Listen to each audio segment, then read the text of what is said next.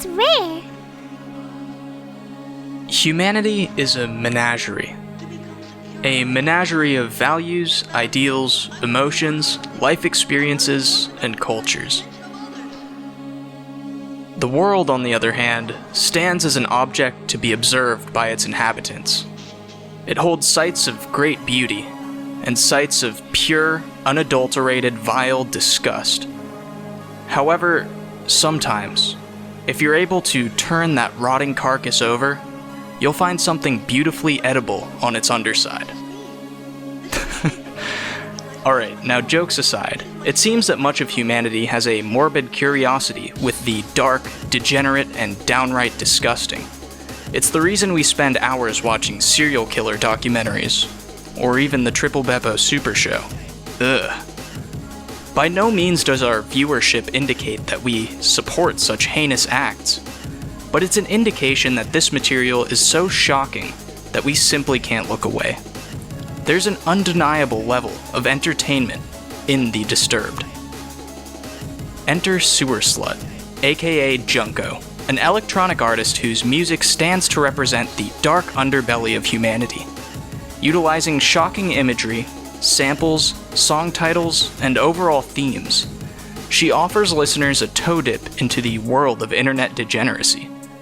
This, of course, being a niche all too familiar to a significant portion of her audience. The cynical internet generation of kids in their late teens to early 20s, who grew up on websites like 4chan, Kiwi Farms, early YouTube, and dreaded— that's a joke, calm down. I'm just teasing my FBI agent. Basically, if you were prominent on the internet any time before 2016 really, you're likely to be at least remotely familiar with the references and emotions expressed in Sewerslvt's music. Unless you were a fucking square. Sewerslvt's music itself stands inspired by the works of legendary breakcore/lolicore artist Goreshit, Clam's Casino, and hell, even the new Crystal Castles record. So you have to ask yourself the question, what matters?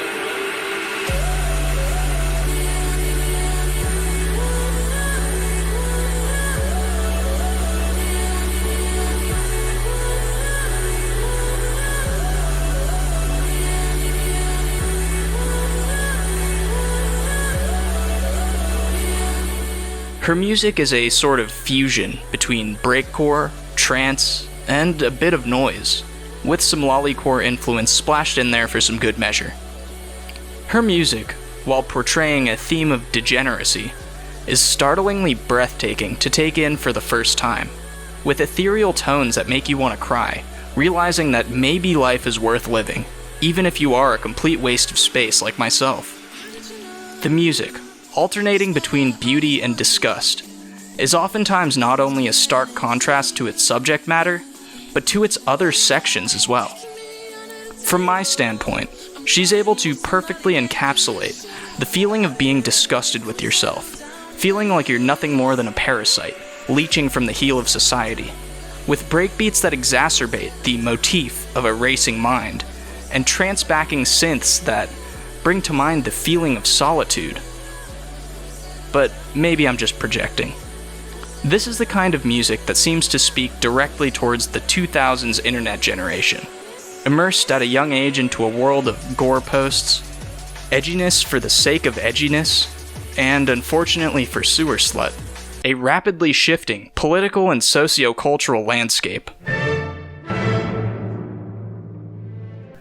Alright, so nobody else in this pretentious pseudo-intellectual music YouTuber community has really talked about this controversy for some reason. Well, except for this guy, Punk Revolution Now, who seems like he's on a massive dose of MDMA during his entire video. I really appreciate his video, and shout out to him, but it seems like there were a few inconsistencies that people might not have liked.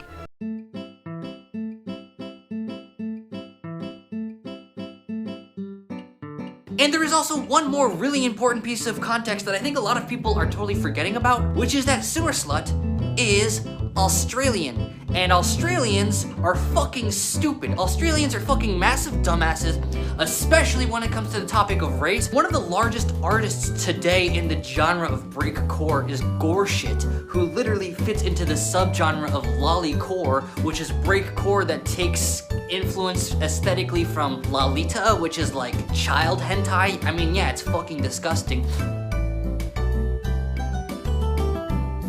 But I don't want to defend really shitty behaviors by not addressing it in the videos. Who knows what's true and what's not true? I don't know. I haven't looked into it. I'm not gonna. I don't want to waste my time researching that, honestly. Thank you everyone to liking and commenting and subscribing. My channel is growing very fast because of everyone who is doing that. So thanks so much, Punk Revolution.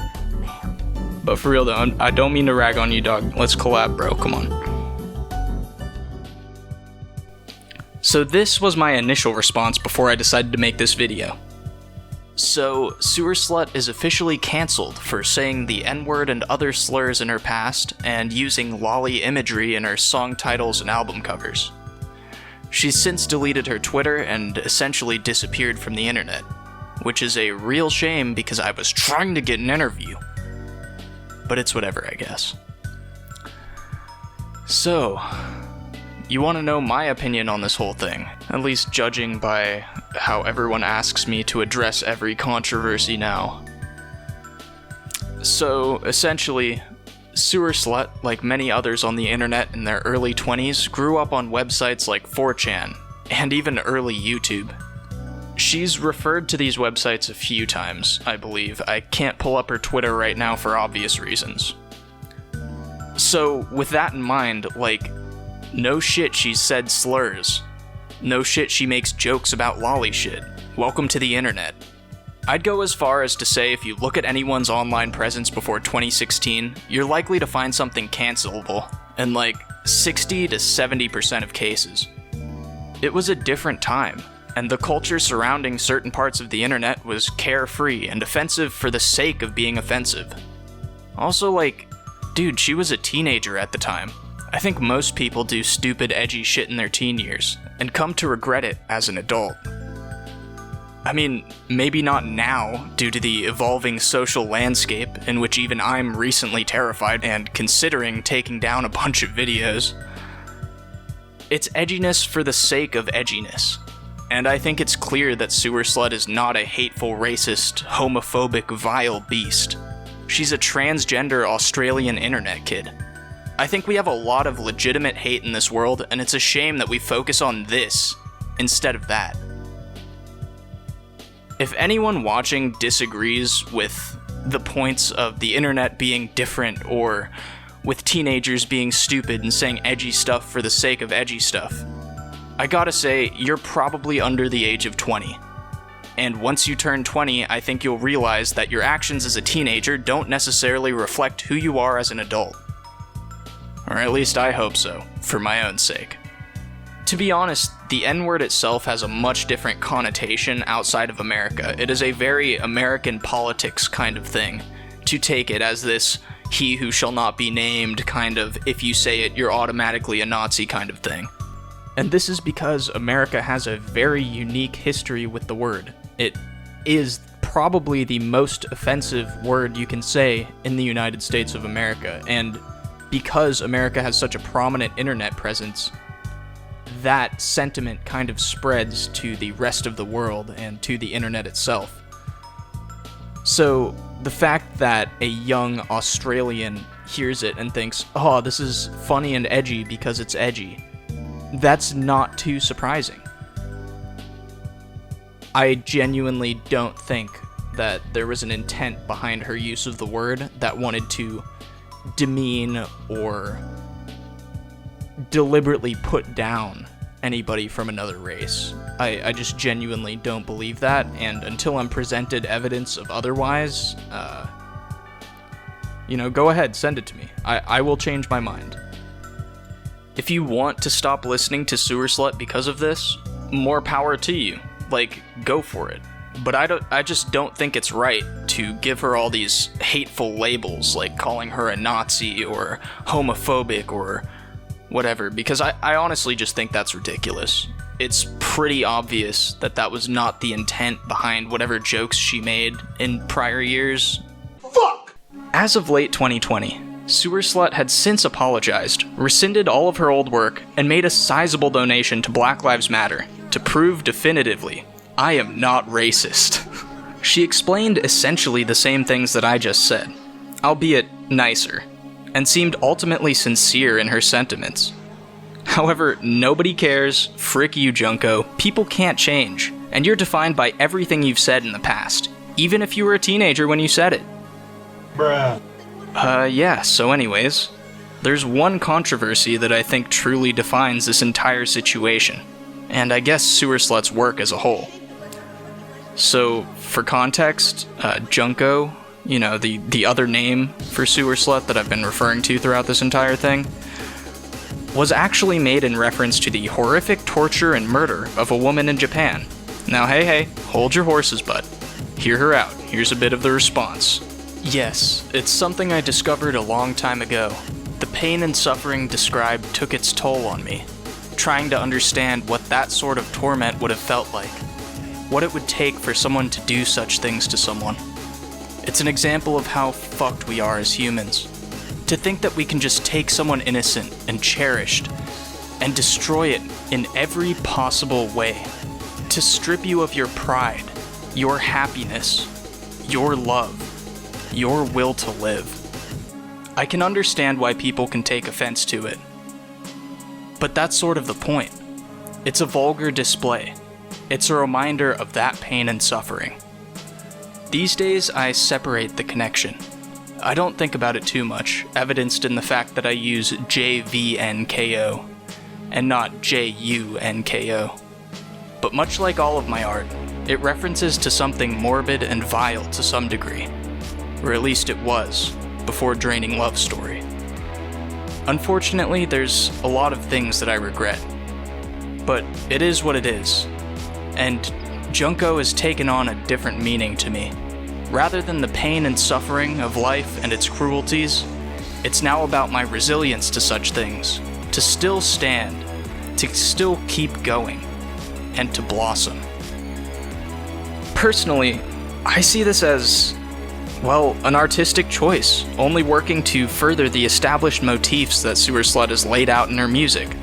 It's this kind of disturbing imagery, this view into the depraved world that we really live in outside of Twitter, that serves to make Sewerslvt's art unique, and truly astonishing in my eyes. Now, did you catch this part, where she says, like all my art, it references to something morbid and vile to some degree? Or at least it was before draining Love Story? Well, here we are, standing at the forefront of modern technology and internet culture, witnessing a tale that will likely be told time and time again throughout the 2020s. Sewerslvt's expression of dark themes, this corruption of values that drew so many to her music as artwork rather than simple earworms, is no longer something that the modern world is willing to accept. It's like that Spider-Man guy said, with great fame and success comes a level of pandering and self-censorship. Or whatever. I don't know. I didn't watch the movies. If this is indeed the direction that Junko would have liked to go, regardless of whatever events transpired over the past year, hey, more power to you. I fully support whatever creative decisions you want to make as your career moves forward. However, in my personal opinion, there was artistic value in the complex dichotomy of her work, in the wide range of abstract emotions that her music was able to convey, and in the culture and lifestyle that it stood to represent. There's a reason that her music got decently popular before TikTok and Twitter hopped on to Mr. Kill Myself. Real connoisseurs of fine art know it. And MU too. Sewerslvt's work, in my eyes, stands as one of the greatest artistic endeavors of the past 10 years, representing a subculture of a generation that's likely to be lost to time, and written off as a blemish on the pubescent face of the early internet. Thank you, Junko. It's a long way forward, so trust in me. I'll give them shelter like you've done for me. And I know, you'll be watching over us until